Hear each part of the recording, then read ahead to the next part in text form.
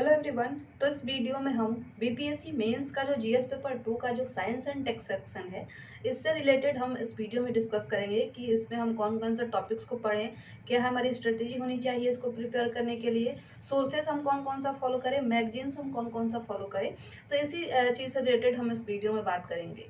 बाकी जो सेक्शन है पेपर 2 का, पॉलिटी सेक्शन हो और इकोनॉमिक्स और ज्योग्राफी सेक्शन है, इन दोनों सेक्शन से रिलेटेड मैंने वीडियो बना दिया है। उनके टॉपिक्स का अगर आपने अभी तक उसे नहीं देखा है तो आप देख लेंगे जाके उस वीडियो को। इस वीडियो में हम साइंस एंड टेक्स्ट सेक्शन के बारे में डिस्कस करेंगे। तो जीएस पेपर 2 का जो सिलेबस है, इसमें आपको सेक्शन 1 में रहता है पॉलिटी। पॉलिटी में आपको 4 में से 3 क्वेश्चन लिखने हैं। दूसरा जो सेक्शन है वो होता है इकोनॉमिक्स और ज्योग्राफी का। इसमें भी आपको 4 में से 3 क्वेश्चन लिखने होते हैं।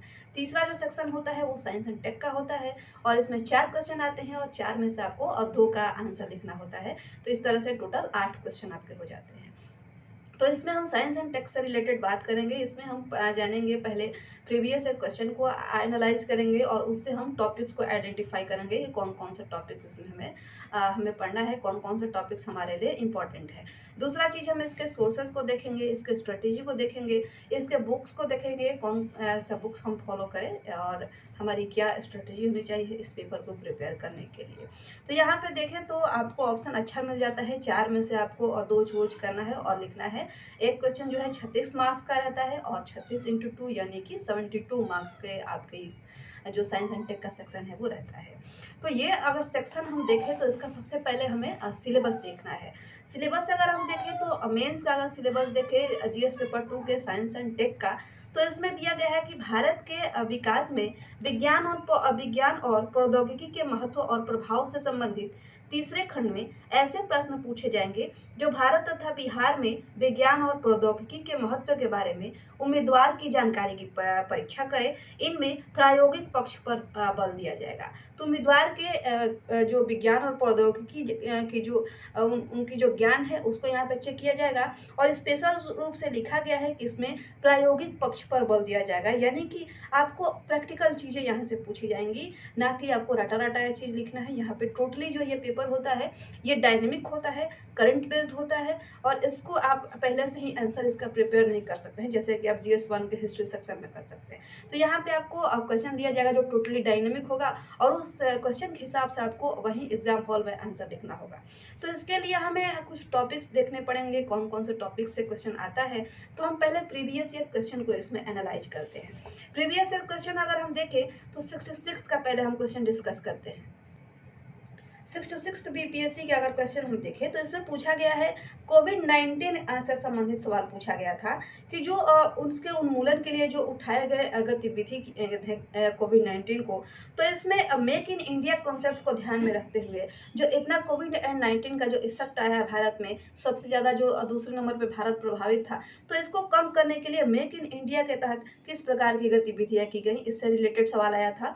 दूसरा आया था कि वर्तमान विश्व में वैज्ञानिक का प्रमुख ध्येय जो दूसरे ग्रह पर जो जीवन है, इसमें विश्व के सभी वैज्ञानिकों की क्या प्रमुख ध्येय है और भारत द्वारा जो कुछ भी अंतरिक्ष शोध किए जा रहे हैं दूसरे ग्रहों पर या कहीं भी, तो इसकी विवेचना करना था। तो दूसरे ग्रह पर जीवन से संबंधित ये क्वेश्चन आया था। तीसरा आया था मेक इन इंडिया के तहत जो डिफेंस उपकरण बनाए जाते हैं उसके लिए जो साइंटिफिक डेवलपमेंट डिफेंस टेक्नोलॉजी से रिलेटेड ये सवाल आया था। तीसरा आया था कि ये बाढ़ और सूखा की समस्या बिहार में है, तो इसको कम करने के लिए साइंस एंड टेक्नोलॉजी की क्या भूमिका हो सकती है, इससे रिलेटेड सवाल आया। तो ये 66 के 4 टॉपिक्स हैं जिनसे कि क्वेश्चन पूछा गया था। 65th में देखें तो मेक इन इंडिया को गति देने के लिए, जो मेक इन इंडिया एक स्वदेशी प्रोग्राम है, इसे स्टार्ट किया गया था, तो इसको गति देने के लिए साइंस और टेक की भूमिका इसमें क्या हो सकती है मेक इन इंडिया को गति देने के लिए। दूसरा जो क्वेश्चन पूछा गया था वो पूछा गया था कि जो जनसंख्या में वृद्धि हो रही है, increasing population, higher health risk जो है और डिग्रेडेड नेचुरल रिसोर्स यानी कि जो घटते प्राकृतिक संसाधन है और ड्विंडलिंग फार्मलैंड्स यानी कि जो घटते कृषि भूमि है, इनको जो कम करने के लिए 4 वैज्ञानिक उपाय क्या क्या हो सकते हैं। तो ये भी साइंस एंड टेक से पूछा गया था कि जो बढ़ती जनसंख्या है, हेल्थ पे जो रिस्क है, जो नेचुरल जो रिसोर्स का डिग्रेडेशन हो रहा है और जो फार्मलैंड्स हैं, जो कृषि योग्य भूमि है, वो भी घटते जा रहे हैं, तो इनको कम करने के लिए साइंस और टेक की इसमें क्या भूमिका हो सकती है। तो इसमें 4 साइंटिफिक इनिशिएटिव ऑब्जेक्टिव आपको बताने थे।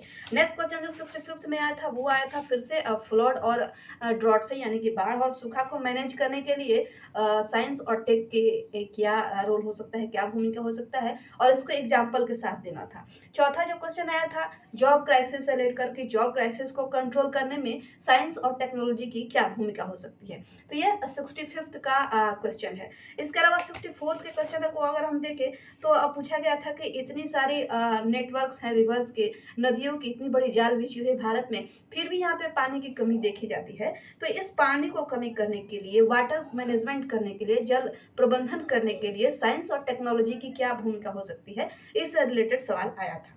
दूसरा जो इसमें क्वेश्चन पूछा गया है, ये पूछा गया है कि इलेक्ट्रिसिटी डिमांड बढ़ती जा रही है और इस तरह से हमारे जो कन्वेंशनल एनर्जी सोर्सेज हैं इनका जो है डिप्लीशन होता जा रहा है, ये खत्म होते जा रहे हैं। तो इसके लिए हमें जो पावर शॉर्टेज हमें फेस करना पड़ रहा है, तो इसके लिए साइंस और टेक्नोलॉजी जो बढ़ती पावर की डिमांड है, जो बढ़ती ऊर्जा की डिमांड है, इसको पूर्ति करने के लिए साइंस और टेक्नोलॉजी की क्या भूमिका हो सकती है। नेक्स्ट क्वेश्चन आया था स्मार्ट सिटीज मिशन को लेकर कि ये जो साइंस और टेक्नोलॉजी का इसमें क्या भूमिका हो सकता है स्मार्ट सिटी मिशन को डेवलप करने से लेकर। चौथा जो आया था वो आया था कि जो पॉपुलेशन बढ़ रहा है उसके हिसाब से जो and non planning has led to disproportionate garbage generation, यानी कि जो वेस्ट मैनेजमेंट से ये रिलेटेड सवाल आया है कि जो जनसंख्या बढ़ रही है और बिना प्लानिंग के कोई भी यहाँ पे जो है जनसंख्या की वृद्धि हो रही है, तो यहाँ पे जो गार्बेज की भी बहुत ज़्यादा अधिकता देखी जा रही है। तो उसको ख़त्म करने के लिए गार्बेज की जो समस्या है, वेस्ट जो अलग अलग तरीके के होते हैं, उसको ख़त्म करने के लिए साइंस और टेक्नोलॉजी की क्या भूमिका हो सकती है। तो ये 4 क्वेश्चन थे जो कि 64th में पूछे गए थे। नेक्स्ट है 63rd में न्यूक्लियर एनर्जी से संबंधित इसके पॉजिटिव और नेगेटिव साइड्स के बारे में बताना था न्यूक्लियर एनर्जी को लेकर।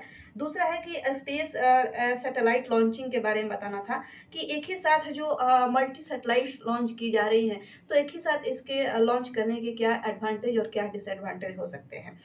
तीसरा जो 63rd में क्वेश्चन आया था वो आया था सॉफ्टवेयर इंडस्ट्री से रिलेटेड, और चौथा जो सवाल आया था 63rd में वो ग्लोबल वार्मिंग से संबंधित आया था। ग्लोबल वार्मिंग के future world would submerge in water in coming future by the mistakes committed by human being of this planet।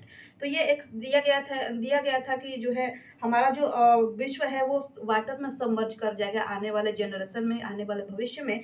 तो ये जो कमेंट दिया गया है इस पे अपने विचार रखने थे।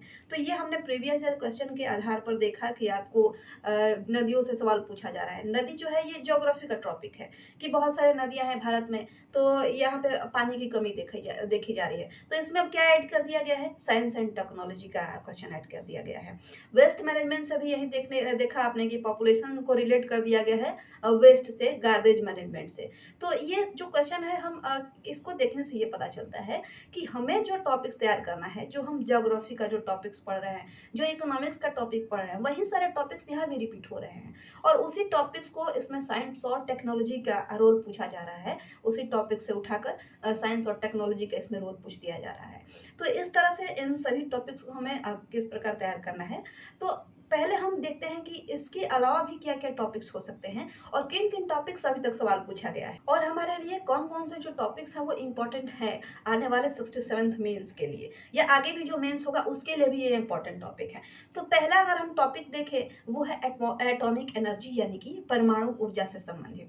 दूसरा जो हमारा टॉपिक है वो है रक्षा प्रौद्योगिकी यानी कि डिफेंस टेक्नोलॉजी से रिलेटेड क्वेश्चन पूछे जाते हैं। तीसरा जो इसी में दिया गया है न्यूक्लियर वेपन से यानी कि मिसाइल टेक्नोलॉजी भी इसी में आप ऐड कर लेंगे, डिफेंस टेक्नोलॉजी में ही मिसाइल टेक्नोलॉजी को आप ऐड कर लेंगे। इसके अलावा तीसरा है स्पेस टेक्नोलॉजी से रिलेटेड यानी कि स्पेस की जो तकनीक है, स्पेस टेक्नोलॉजी है, इसमें क्या क्या भारत के द्वारा किया जा रहा है, इससे रिलेटेड भी सवाल पूछा गया है, आगे भी पूछा जाएगा।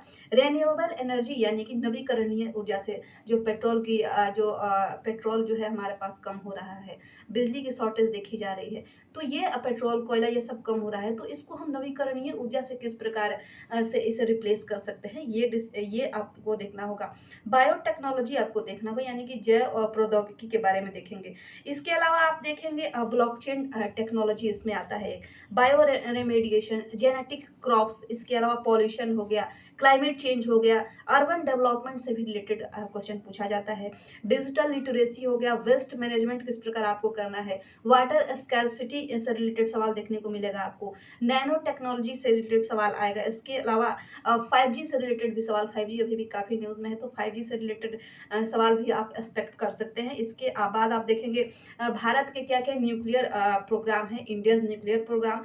इसके बाद आपको देखना है कि इसरो के क्या क्या स्पेस मिशन है, इसरो के क्या क्या स्पेस मिशन है और भविष्य की इसकी क्या क्या मिशन है, इससे भी क्वेश्चन पूछने की संभावना है। इसरो के फ्यूचर मिशन और इसरो के स्पेस मिशन जो अभी चल रहे हैं वो। इसके बाद गगनयान से भी संबंधित क्वेश्चन पूछा जा सकता है। इसके बाद अगर आप देखें तो आपको इसमें जेनेटिक क्रॉप से आप तैयार करेंगे। हेल्थ के जो लेटेस्ट टेक्नोलॉजिकल डेवलपमेंट हुए हैं हेल्थ के क्षेत्र में, हेल्थ के क्षेत्र में आप किस प्रकार रिलेट कर सकते हैं, जैसे कि कोविड-19 का सिचुएशन आया था, तो इसको हैंडल करने में साइंस एंड टेक्नोलॉजी की क्या भूमिका हो सकती है कोविड-19 को लेकर, या इससे रिलेटेड सवाल पूछा जाए। अगर हेल्थ टेक्नोलॉजिकल डेवलपमेंट के बारे में अगर हम बात करें, तो इससे एक बार क्वेश्चन ये पूछा गया है कि HIV एड्स जो बीमारी है, इसको खत्म करने में साइंस एंड टेक की क्या क्या भूमिका हो सकती है। तो ये आपको कोविड से संबंधित भी एक क्वेश्चन पूछा जा सकता है। जो वैक्सीन डेवलप किए जा रहे हैं, किस प्रकार इसमें साइंटिफिक तकनीक लगती है, इससे क्वेश्चन पूछा जा सकता है। लेजर टेक्नोलॉजी भी है जो कि एक इम्पॉर्टेंट टॉपिक है। इसके बाद आप देखेंगे बायोडाइवर्सिटी एंड इट्स इम्पैक्ट, यानी कि जैव विविधता और उसके क्या क्या प्रभाव है, ये टॉपिक इम्पॉर्टेंट है। तो ये कुछ टॉपिक्स हो गए जो कि इम्पॉर्टेंट टॉपिक्स हैं और इन्हीं सारे टॉपिक से क्वेश्चन आपको देखने को मिलेगा जो भी आगे एग्जाम होगा मेंस का साइंस एंड टेक पोर्शन में। अब इन टॉपिक्स को आप किस प्रकार प्रिपेयर करेंगे, तो इन टॉपिक्स को प्रिपेयर करने के लिए आपके पास पहले क्या होने चाहिए, इन टॉपिक्स के स्टैटिक नोट्स होने चाहिए। स्टैटिक नोट्स अगर आप किसी कोचिंग का लेते हैं तो अच्छी बात है, अगर आपने किसी कोचिंग का नहीं लिया है तो आपको क्या करना है, कोई भी आप एक टॉपिक उठाइए और उसको आप गूगल सर्च कीजिए, इंटरनेट पे सर्च कीजिए, आपको बल्क ऑफ मटेरियल मिल जाएगा। वहाँ से आप अपना एक अच्छा सा डिफिनेशन लीजिए, उसके बारे में स्टैटिक नोट्स तैयार कीजिए और इसके बाद आपको क्या करना है, मान लीजिए कि आपने बायोटेक्नोलॉजी उठाया, जैव प्रौद्योगिकी आपने टॉपिक उठाया। अब जैव प्रौद्योगिकी आप गूगल से सर्च करेंगे ये क्या होती है, इसके कुछ एग्जाम्पल्स देंगे, इसके कुछ एग्जाम्पल्स के या अलावा इसके क्या क्या उपयोग हैं बायोटेक्नोलॉजी के, ये आप लिखेंगे। इसके बाद आपको क्या करना है, करंट से इसको रिलेट करना है। अब करंट से रिलेट करने के लिए इससे संबंधित क्या क्या न्यूज़ में चीज़ें हैं वो आपको कहाँ से मिलेगा, तो ये आप विजन के मैगजीन से लेंगे, दृष्टि के मैगजीन से या वेबसाइट से लेंगे, या साइंस की कोई भी आपको वेबसाइट मिलती है वहाँ से आपको ये सारी चीज़ें मिल जाएंगी। तो ये आप विजन से क्या करना है आपको, तो विजन से साइंस और टेक्नोलॉजी को प्रिपेयर करने के लिए सिर्फ आपको साइंस एंड टेक्नोलॉजी की मैगजीन नहीं पढ़नी है, साइंस एंड टेक्नोलॉजी के अलावा इन्वायरमेंट की जो मैगजीन आती है, इन्वायरमेंट से रिलेटेड जो टॉपिक्स आते हैं विजन में वो देखेंगे आप। इसके अलावा जो साइंस एंड टेक है, इन्वायरमेंट है और इकोनॉमी का टॉपिक है, ये सभी चीज़ें आपको ये 3 मैगजीन को अगर मिला के अगर आप पढ़ते हैं तो इन तीनों मैगजीन से मिलाकर जो क्वेश्चन बनेगा वो आप साइंस एंड टेक में कर सकते हैं। जैसे इन्वायरमेंट में क्या होगा, पॉल्यूशन होगा, तो पॉल्यूशन वाला टॉपिक आप इन्वायरमेंट से पढ़ेंगे और पॉल्यूशन को किस प्रकार दूर किया जा सकता है, इसमें साइंस एंड टेक की क्या भूमिका है, ये आपको साइंस और टेक के मैगजीन से मिल जाएगा। वेस्ट मैनेजमेंट आपको कहाँ से मिलेगा, तो कचरा प्रबंधन जो टॉपिक है ये आपको ज्योग्राफी में मिलेगा और कचरा प्रबंधन को दूर करने के लिए क्या क्या साइंटिफिक डेवलपमेंट है, क्या क्या किए गए हैं इस क्षेत्र में, इसको देखने के लिए आपको साइंस एंड टेक का मैगजीन देख लेंगे आप। तो पॉपुलेशन जो टॉपिक है ये आपको इकोनॉमिक्स में मिल जाएगा, तो इकोनॉमिक्स में ये टॉपिक्स को आप स्टैटिक रूप से प्रिपेयर कर लेंगे और पॉपुलेशन से रिलेटेड कुछ साइंस एंड टेक की क्या भूमिका है, साइंस एंड टेक से पॉपुलेशन को किस प्रकार कम किया जा सकता है, ये जो है आपको साइंस एंड टेक के मैगजीन से मिल जाएगा। तो इस तरह से तीनों चीज़ को रिलेट करके अगर आप पढ़ते हैं तो अब जाकर साइंस एंड टेक का आपका जो पोर्शन है वो कंप्लीट होगा। तो इन सभी टॉपिक्स को आपको साइंस एंड टेक का अगर आप नोट्स बनाने चलते हैं तो इन सभी टॉपिक्स को आपको इस तरह से विजन के तीनों मैगजीन से रिलेट करके आपको पढ़ना है। विजन के अलावा आपको अगर देखें तो मान लीजिए किसी टॉपिक को आपने तैयार कर लिया, स्टैटिक पोर्शन लिख लिया, उसके करंट से भी लिख लिया, अब क्या करना है आपको, उसमें आपको बिहार के पर्सपेक्टिव को भी ऐड करना है। बिहार के अगर पर्सपेक्टिव में बात करें तो बिहार से कैसे आपको रिलेट करना है। मान लीजिए आपने नोट्स बनाया, उसमें आपने स्टैटिक पोर्शन लिखा, विजन से या किसी वेबसाइट से आपने इंटरनेट से वहाँ पे कुछ करंट से रिलेटेड है, साइंस एंड टेक के मैगजीन से आपने लिख लिया। अब आपको क्या करना है, इसमें आपको बिहार पर्सपेक्टिव भी ऐड करना है। जैसे कि क्वेश्चन बार बार 2-3 बार आप प्रीवियस ईयर के क्वेश्चन को देखेंगे तो 2-3 बार ये टॉपिक मिलेगा कि बाढ़ और सूखा से संबंधित, पानी की समस्या से संबंधित जो बिहार की ये जो समस्या है बाढ़ और सूखा, ये प्रतिवर्ष आती है और प्रतिवर्ष ऐसे क्वेश्चन भी पूछा जा रहा है। तो बाढ़ और सूखा को कम करने के लिए साइंस और टेक्नोलॉजी की क्या भूमिका हो सकती है, बिहार में स्पेशली इसको किस प्रकार कम किया जा सकता है, ये चीज़ आपको लिखना होगा। यानी कि सभी टॉपिक्स में आपको बिहार के पर्सपेक्टिव को भी जरूर ऐड करना है और यही काम आपको मेंस के एग्जाम में भी करना है। अगर आप एग्जाम में कोई भी क्वेश्चन लिख रहे हैं साइंस एंड टेक का, तो उसमें अगर पूछा जाए तो भी और अगर नहीं पूछा जाए तो भी आपको बिहार से रिलेटेड चीज़ें, बिहार में इसकी क्या भूमिका है, बिहार में इससे रिलेटेड क्या समस्या है और इसको किस प्रकार दूर किया जा सकता है, इसको आपको लिखना पड़ेगा।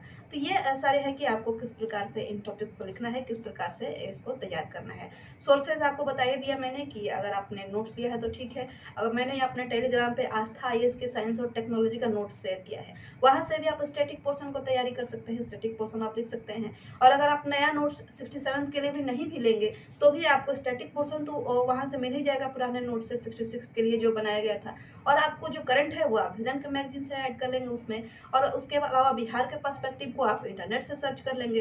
तो ये सारे काम आपको आप खुद से भी कर सकते हैं, खुद से आपको ये सारे तैयार करने पड़ेंगे। अब आते हैं कि बुक्स कौन कौन सा आपको इसके लिए रेफर करना चाहिए।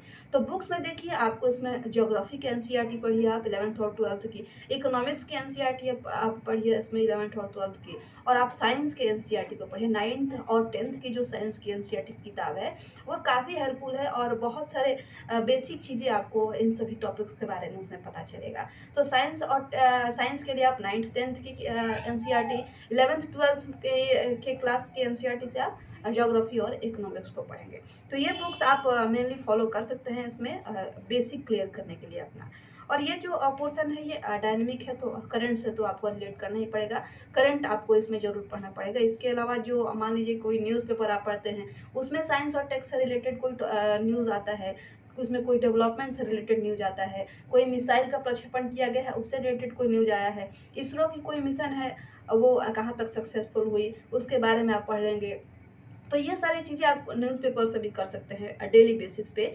कोई अगर साइंस का आया है तो वो आप अपने नोट्स में ऐड कर लिया, और मंथली बेसिस पे आप मैगजीन से ऐड कर सकते हैं। तो ये सारी चीज़ें हैं ये साइंस और टेक के पोर्शन में। तो विजन के मैगजीन से साइंस, टेक, इकोनॉमी, पॉलिटी और एनवायरनमेंट, ये 4 जो मैगजीन है विजन के, चाहे वो मंथली मैगजीन हो चाहे वो मेंस 365 हो, इससे जो भी टॉपिक्स इंपॉर्टेंट है आपको बीपीएससी मेंस के पर्सपेक्टिव से, उसको मैं करा दूंगी आप लोगों के लिए। तो वहाँ से आप देख सकते हैं, आपको मैगजीन अलग से नहीं पढ़ना पड़ेगा, और वो सारे टॉपिक्स जो कि मेंस के लिए इंपॉर्टेंट है बीपीएससी एग्जाम में, उन सभी को मैं वीडियो के माध्यम से अपने चैनल पे करा दूंगी। और उसका पीडीएफ मैंने शेयर कर ही दिया है पहले से ही, इंग्लिश और हिंदी दोनों में। तो जो भी आपका मीडियम है आप वहाँ से देख सकते हैं, और अगर आप वीडियो से देखना चाहते हैं तो उसका मैं सभी का मैं वीडियो बना दूंगी आपके लिए, जो टॉपिक्स इंपॉर्टेंट हैं उनको। क्योंकि वो जो मैगजीन है वो यूपीएससी के पर्सपेक्टिव से तैयार किया जाता है, और यूपीएससी में जो जो टॉपिक्स इंपॉर्टेंट है वो जरूर है कि वो सारे टॉपिक्स बीपीएससी के लिए इंपॉर्टेंट हो। यहाँ पे हमें उसके प्रीवियस ईयर क्वेश्चन के आधार पर सभी टॉपिक्स को तैयार करना है। तो प्रीवियस ईयर क्वेश्चन के हिसाब से कौन कौन से टॉपिक्स उस मैगजीन में इंपॉर्टेंट है हमारे लिए, ये आप अगर आप खुद से देख सकते हैं तो ठीक है, अच्छी बात है। और अगर नहीं आपको समझ में आता है तो मेरे वीडियो से आप उसे देख सकते हैं। तो आई होप कि साइंस एंड टेक का जो पोर्शन है उससे रिलेटेड जो भी आपके मन में डाउट्स होंगे, किन किन टॉपिक्स को पढ़ना है, क्या क्या बुक्स रेफर करना है, कौन से सोर्सेज को फॉलो करना है, तो ये सारे डाउट्स क्लियर हो गए होंगे। इसके अलावा भी आपके मन में कोई सवाल है इस सेक्शन को लेके, तो आप मुझे कमेंट सेक्शन में पूछ सकते हैं। और इस वीडियो में बस इतना ही, मिलते हैं फिर नेक्स्ट वीडियो में। यहाँ तक वीडियो देखने के लिए आपका बहुत बहुत धन्यवाद।